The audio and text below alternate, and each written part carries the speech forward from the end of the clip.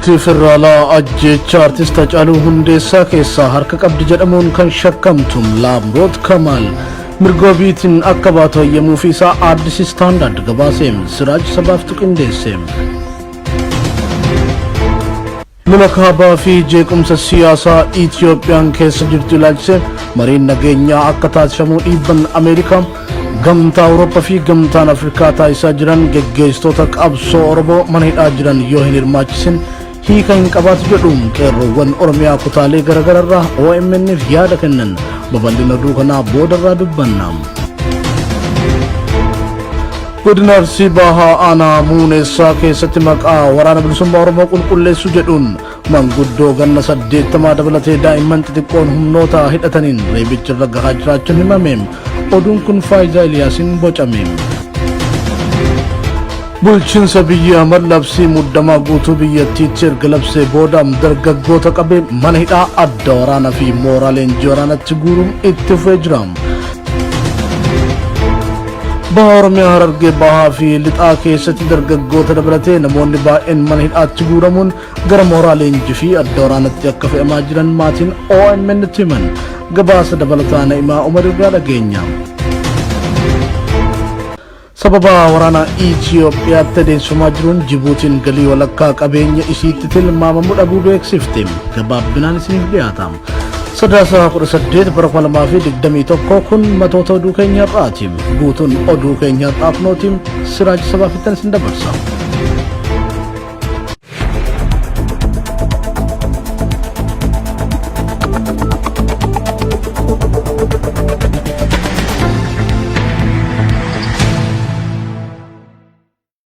Sadaasa 18 bara 2021 akkam jirtu kabajamtoota daawwattoota Oromiyaa Miidiyaa Neetwork oduu idilee galgala kanaaf qabannee isinitti himaan Siraaj sabaatiin. Manni murtii federaalaa ajjecha artist Hacaaluu Hundeessaa keessaa harka qabdi jedhamuun kan shakkamtu Laamroot Kamaal mirga wabiitiin akka baatu hayyamuu fi isaa Addis Standard gabaaseem. Ajjecha artist Hacaaluu Hundeessaatiin kan shakkamtu Laamroot Kamaal mirga wabii birrii 5,000tiin akka baatu hayyamameefii jira. Kanaan dura manni murtii olaanaa yakka irraa bilisa jechuun akka gadhiifamtu kan murteesse yoo ta'u abbaan alangaa oliyyannoo irratti gaafateeti ture.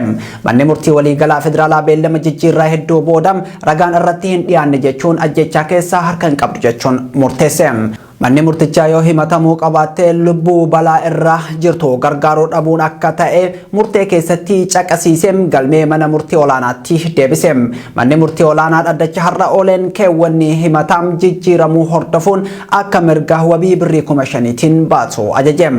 Waxabajjii 29 bara 2020 magaalaa Finfinnee koondoominiyeemii Galaan biratti yeroo artist Hacaaluu Hundeessaa ajjeefamu bira kan jirtu Laamroot Kamaal ajjechaa isaatiif nama adda dureedhaan uummata Oromootiin komatamtuudha. Maatiin artist Hacaaluu Hundeessaa haqni ilmee keenyaam adeemsa kanaan hin argamu jechuun kan dubbatan yoo ta'u haati mana artist Hacaaluu Hundeessaa adde Faantuu Damisoom sirna eebba albama isaa sadaffaa malmallisaa jedhu irratti hacee dhugaan kee waaqaa fi intala sibira jirtu qofa bira jirti kan si nyaates kan si nyaachises isuma jechuun dubbatte. Dhugaan kee waaqaa fi mucayyoo sibira jirtu qofa bira jira. Kan si nyaates kan si nyaachistes ishuma.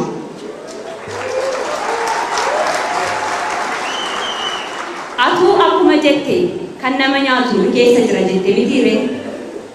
Ajeekoo ati hin duutus kan du'e warra si ajjeesan si ajjeesne jedhanii yaadan seenaa hin qabne warra garaadhaaf bulu. Warri ajeekoo ajjeesistan dhugaa fi dhiiga isaa dhoksitan ilma bubbula malee dhugaan ilma baha. Dhugaan ilma waaqaati jedha Oromoon yeroo ammaa. Ajeekoo dandeettii fi obsa siif kenne anaafis ijoollee keefis uummataafis haa kennu. Osoo fakkeessuu fi fakkaachuu dandeesse yoomsi dhabna ture. Ijoolleen kees abbaan keenya hin dhufu jedhanii nan gaafatan ture. Acee maallee akkam maaliin si madaalu maaliin si ibsu ati anaaf ijoollummaa koo mana barumsaa koo beekaa koo jiruu koo waan hunda kooti namni kana hunda dhabee akkamiin jiraachuu danda'are gaaffii deebii qabu. Manni murtii bulchiinsa Abiy Ahmad himannaa maatii fi uummata Oromoo cinatti dhiisuun mirga wabiitiin yakkamtuun tun akka baatu taasisaa jira. Oduu keenyatti aanuun waraana bilisummaa Oromoo zoonii kibbaa godina Gujii bahaa keessa socho'u humna waraanaa haaraa leenjisuun bobbaase. Waraanni bilisummaa Oromoo bilisummaa fi hiree murteeffannaa uummata Oromoo afaan qawweetiin deebisuuf qabsoo adhaawaa taasisaa jiru loltoota danuu yeroo garaagaraatti eebbisuun bobbaasaa jira. Haaluma kanaan Wbon godina Gujii bahaa keessa socho'u sadaasa 14 bara 2021 humna waraanaa ji'ootaaf leenjisaa ture bakka uummanni Oromoo baay'een argamutti eebbisuun dirqama itti kennee bobbaasee jira. Sirna kana irratti kaayoon qabsoo waraana bilisummaa Oromoo hooggantoota waraana bilisummaa Oromoo sadarkaa garaagaraa irra jiraniin kan ibsame yoo ta'u kaayoon waraana bilisummaa Oromoo Oromiyaa dhuunfachuu akka ta'es ibsamee jira. Sirna eebbaa kana irratti leenjitoonni waraana bilisummaa Oromoo waadaa qabsoo bilisummaa Oromoo seenuun dirqama qabsoo fudhatanii jiru. Duula qabsoo maqaa gootota gameeyyiitiin moggaasee lafa bal'aa kan bilisoomse waraana bilisummaa Oromoo duula haaraa imala gara Finfinnee jedhuun sochii cimaa taasisuu irratti argama. Kabajamoo abbootii gadaa kabajamoo qondaala waraana bilisummaa Oromoo sadarkaa garaagaraa irratti argamtan akkasumas kabajamoo sabboontota mararfattootaa fi uummata bal'aa Oromoo asitti argamtan baga bu'aa bayii dhiitama hedduu rakkoota hunda keessa baatanii armaan baasa isinii jechuu barbaadaa jiru. Illee isin argitan tuni lafti keessa jiru tuni lafta gubbaa dhaabanii akkanatti irra dhiichine irratti wanni jennu kuni tolaa akka dansaa hin dhumne. Namni tolaan kan nu dhiise jiru tolaan itti dhumne jechuudha. Dhiigaani lafee itti cabee dhiigaani tolaan nu dura nyaata kaleessa lafa tana keessa maan godha tolaan hin kaane jechuudha. Dirqamee ka'e. Dirqamee addee tanaa ka'uu danda'e jechuudha. Dhiiga hedduu itti cabee lafee hedduutti bobeessanii asii ka'uu danda'e. Kaasitti immoo lafee isatti cabse ilmaan teessanii waraana bilisummaa Oromooti jechuudha. Uummata Oromootii kan dhaabatan. Gaachana uummata kanaati. Gaachana keessan isaan lafee isaanii danfisan, lafee isaanii cabsan, bobeessan lafa tanarraa kaasuu danda'anii jechuudha. Ammallee akkuma beekamutti yeroo dhiyoo asii bobbaa duulaa gara kibbaa giddugaleessa lixaa baha jedhee ka'e jechuudha. Gara kibbaatitti duula elemoo qilxuu jedhamee ka'e lixaatti laggasaa hogii jedhame. Eega achii godhuu jalqabne duula kana eegallee guutumaa guututti gandoota godina kana jala jiran guutuu bilisa baasuu dandeenyee jira jechuudha. Katti aanu mooyyuu duula imala Finfinneeti. Kanammoo buqqisuun dirqama malee aanaarraa buqqinye, godinarraa buqqinye, Oromiyaa dhuunfachuun dirqamaa jechuudha. Kana keessatti waraana bilisummaa Oromoo uummata sirga waa'ee waraana bilisummaa Oromoo gana malee sumatti himanii galgalan isaan himanii. Dantaa dhibii qabu ilmaan keessan isinti dhalee jechuudha. Garbummaa namaa olii garboomne biyya teenarra salphanne jiraachuu dadhabne. Biyya teetirratti akka barbaade nagaan baatee galuu dadhabde boo si dhiitan. Lola kaabaa fi jeequmsa siyaasaa Itoophiyaa keessa jirtu ilaalchisee mariin nageenyaa akka taasifamu dhiibbaan Ameerikaa gamtaa Awurooppaa fi gamtaan Afrikaa taasisaa jiran geggeessitoota qabsoo Oromoo mana hidhaa jiraniif bosona jiran yoo hin hirmaachisin hiika hin qabaatu jedhu qeerroowwan Oromiyaa kutaalee garaagaraarraa OMN'f yaada kennan.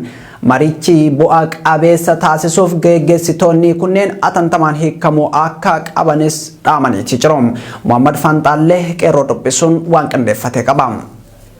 Lola kaabaa fi jeequmsa siyaasaa Itoophiyaan keessa jirtu ilaalchisee mariin nageenyaa akka taasifamu dhiibban Ameerikaa gamtaa Awurooppaa fi gamtaan Afrikaa taasisaa jiran geggeessitoota qabsoo Oromoo mana hidhaa jiran yoo hin hirmaachisin hiikaan qabaatu jedhuun qeerroowwan Oromiyaa kutaalee garaagaraarraa OMN'f yaada kennan. Yaadonni kun qondaalli olaanaan gamtaa Awurooppaa Joosef Borrell gamtaan Awurooppaa Itoophiyaatti mariin nageenyaa akka jalqabamuu fi rakkoo siyaas diinagdee biyyattii karaa mariitiin furuu akka deeggaran erga ibsanii fi ministeerri haajaa alaa Ameerikaa Anthony Blinken Itoophiyaan rakkoo jiru karaa mariitiin hiikkachuu qabdi erga jedhaniin booda bal'inaan dhagahamaa jira. Wayitii addunyaan dhimma Itoophiyaa kallattiin hordofaa jirtu kanatti Oromoon dhimma hidhamtoota siyaasaa manneen hidhaatti jalaa ugguramanii fi ajjeechaa fi sarbamiinsa mirga namoomaa Oromiyaa keessatti raawwatamaa jiru alaaf keessan falmachuun sagalee ofii dhageessifachuu qaba kan jedhe ammoo qeerroo Adaamaati.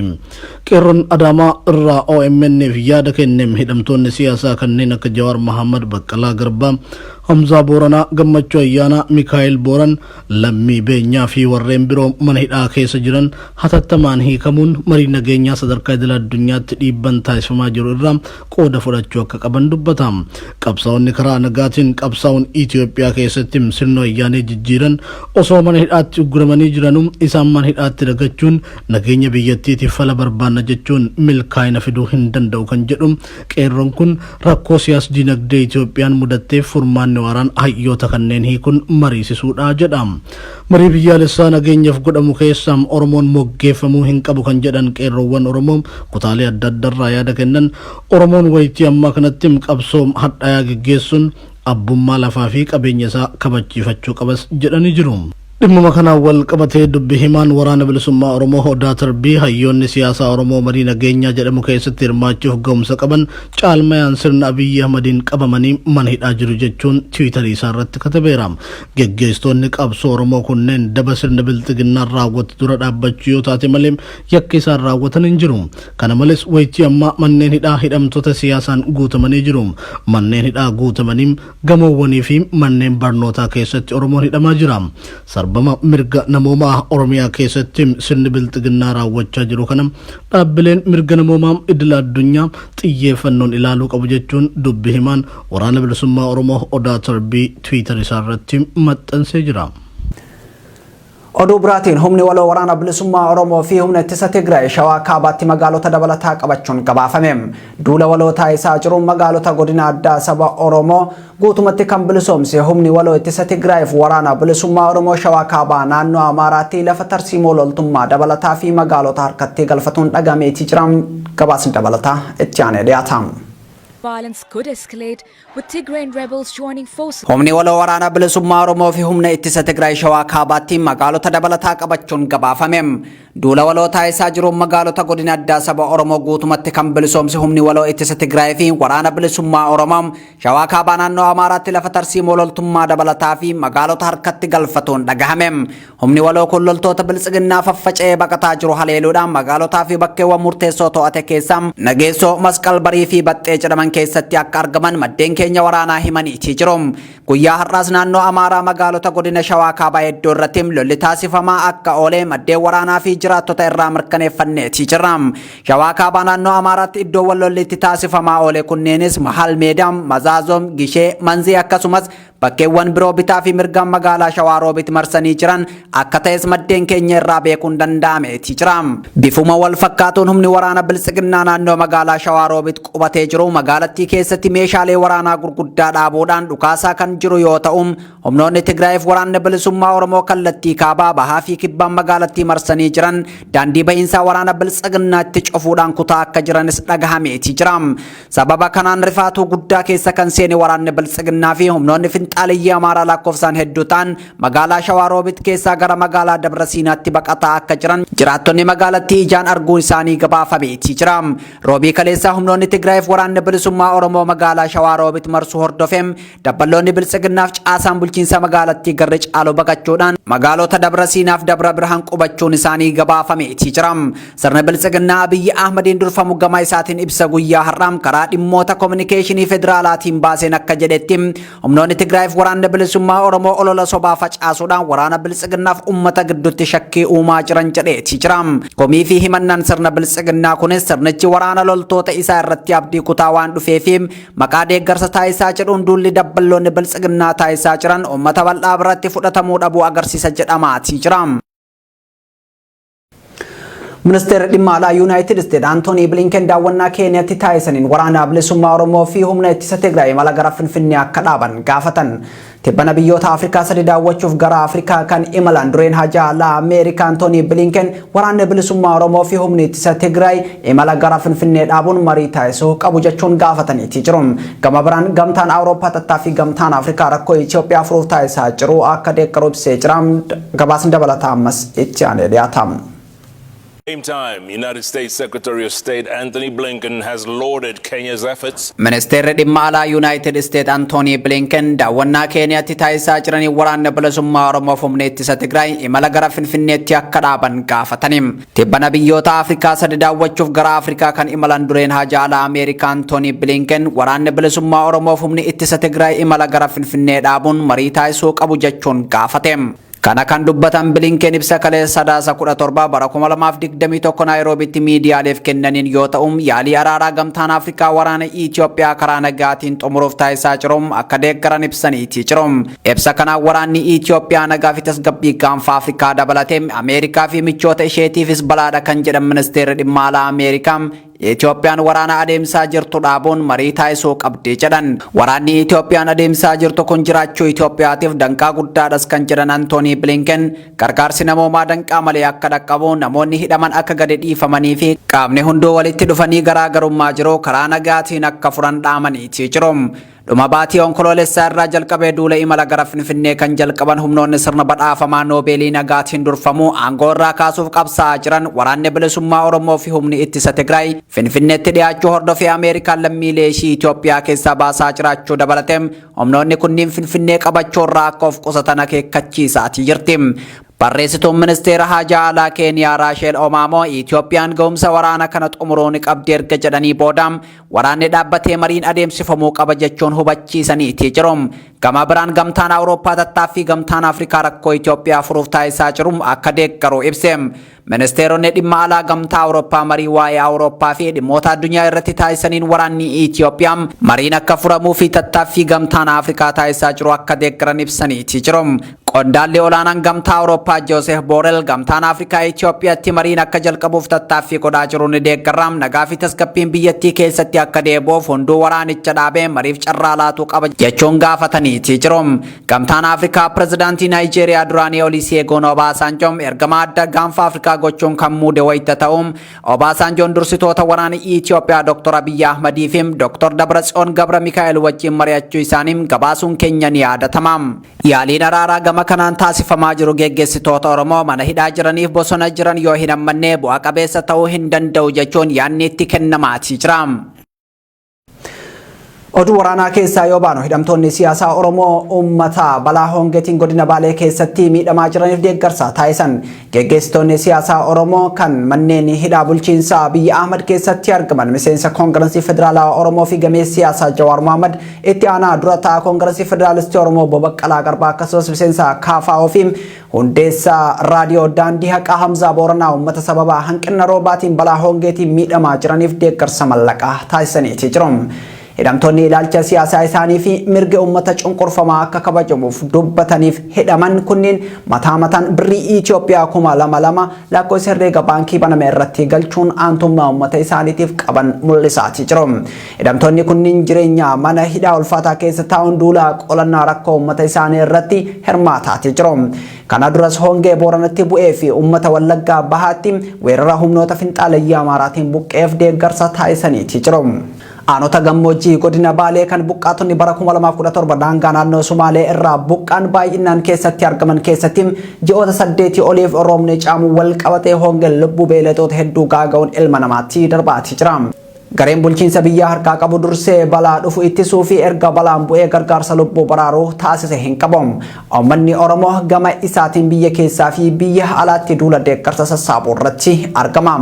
Ragaan suursagaan deeggaramee naannicha irraa Oromiyaa miidiyaa neetwork dhaqqabe akka mul'isutti uummanni deeggarsa namoomaa fi nyaataa beeyladoota akkasumas tajaajila bishaan dhugaatii atamtamaan barbaadu. Bishaan dhugan tokkolleen hin jira.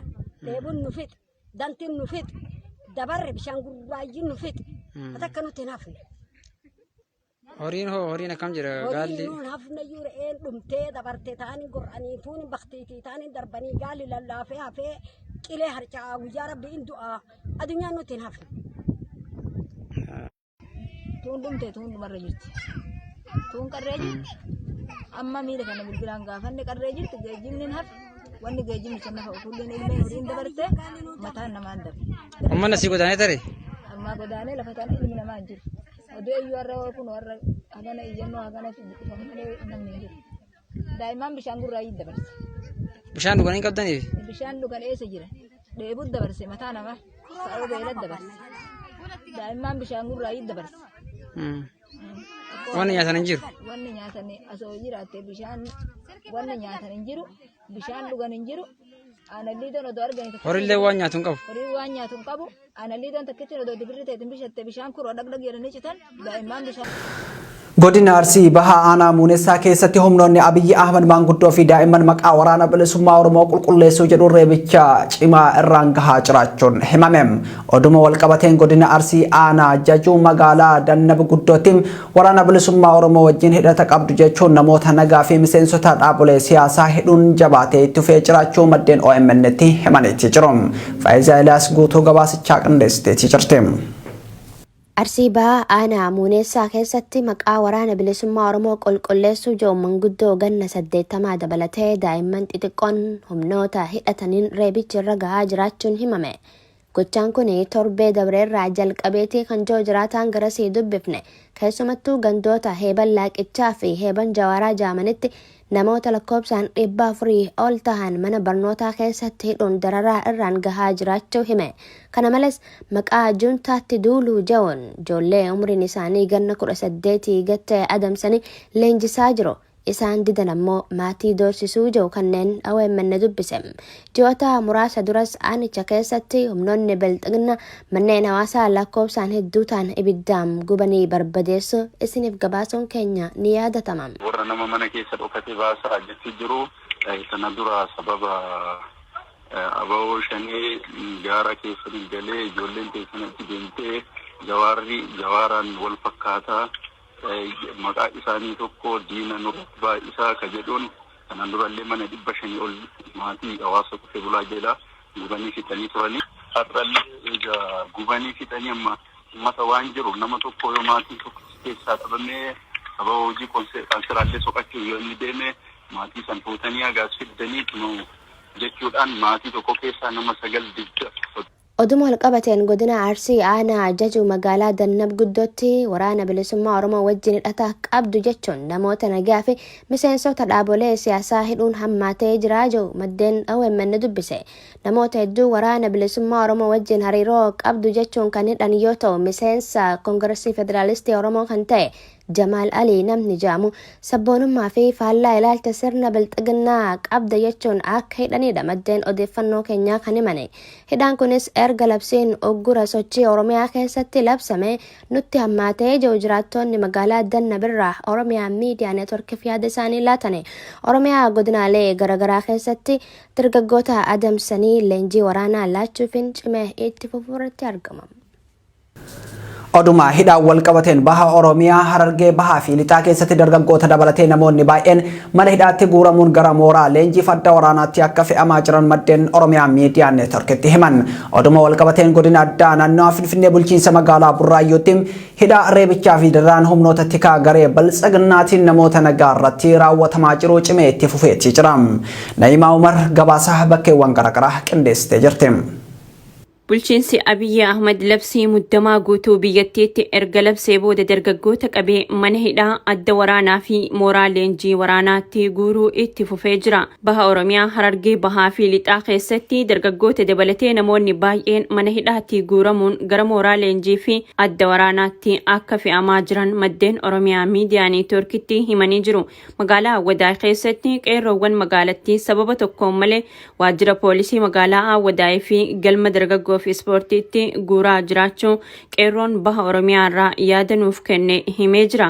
Akka namni kun himutti magaalaa Awwadaay keessatti hidhaan jumlaa dargaggoota magaalattii fi kanneen iddoo garaagaraa irraa hojiif magaalattii dhufan irratti gaggeeffamaa jiru hammaatee jira. Yeroo ammaa daandiilee gurguddaa magaalota wal qunnamsiisan irratti sakattaa fakkeessuun dargaggoota mana hidhaatti guuraa jiru. Dargaggoonni sababa malee hidhaman kunneen halkan mana hidhaatii baafamuun gara leenjii mooraa waraanaa geeffamaa jiraachuu maatiin dargaggoota dhaqanii mana hidhaarraa dhaban irraa odeeffannoo qabaachuu kan hime. Qeerroon baha Oromiyaa kun kanneen maatiin isaanii eessa akka jiru hin beekne daandiirraa ukkaanfamanii deemanis baay'ee tahuu dubbata. Ayyee hidhaan kun baay'inaan akka Harargee bahaatti yookaan akka baha Oromiyaatti bal'inaan gaggeeffamaa jira. sababaan ka waan amma deemaa jiru kana wal qabatee sababa jibbiinsa Oromummaa irratti xiyyeeffate jarri kun godhaa jiranii fi akkanuma magaalaa Awwada bulchiinsa Awwada Doggaa hidhaa jiranii galma dargaggoof ispoortii jedhanii kan itti hidhamantiraa jechuudha. Iddoowwan gochaan akkanaa kun baay'inaan itti raawwatamaa jiran godina Harargee Bahaa keessaa Awwadaa dabalatee Haramaayaa, Qobboo, Calanqoo, Dadar, Laangee, Qarsaa, Qullubbii fa'aa yoo ta'an Harargee Lixaa keessaa ammoo Hirna, Mi'eessoo, Baddeessaa fi Ciroo akka ta'e himuun haalli wal fakkaataan akkanaa aanaalee fi magaalota kanneeniin alattis raawwatamaa jiraachuu eeru maddeen. Oduma wal qabateen godina addaa naannoo Finfinnee bulchiinsa magaalaa Burraayyuutti hidhaa reebichaa fi dararaan humnoota tikaa garee bilxiginnaatiin namoota nagaa irratti raawwatamaa jiru cimee itti fufee jira. Humnoonni kunneen guyyaa guyyaadhaan manneen namaarra deemanii maqaa sakatta'insatiin qabeenya uummataa saamaa akkasumas qeerroo hedduu ukkaamsaa jiru. Dabballootaa fi humnoonni tikaa murna biyya diigaa jiru tooftaa ittiin uummata dararan garagaraa baafatanii yeroo yeroon uummata rakkisaa jiraachuu kan himu jiraataan Burraayyuu OMN dubbise. Tibbana ammoo galgala magaalaa fi gandoota naannichaa keessa bobba'anii dhukaasuun ganama hawaasa walitti qabanii nama eda dhukaasa bane baasaa jechuun uummata doorsisaa jiru jee. Haalli wal fakkaataan guutuu magaalota Oromiyaa bulchiinsa Abiyyi Ahmad jala jiranii keessatti raawwatamaa jira. Oduu keenya xumuraatiin waraana Itoophiyaatti adeemsifamaa jiruun Jibuutiin qabeenya ishii keessaa walakkaa dhabuu beeksifte. Biyyi handaara galaanaa fi ollaa Itoophiyaa Jibuutiin sababa waraana Itoophiyaa keessatti adeemsifamaa jiruun walakkaa qabeenya biyyattii doolaara biiliyoona takka tuqaa torba dhabuu ministeerri maallaqaa biyyattii Eliyaas Muussam ibsuu isaa BBC'n gabaaseeti jira. Kun ammoo guddina diinagdee biyyattii waggoota 20 dadhabsiisuu akka danda'u himamaati jira.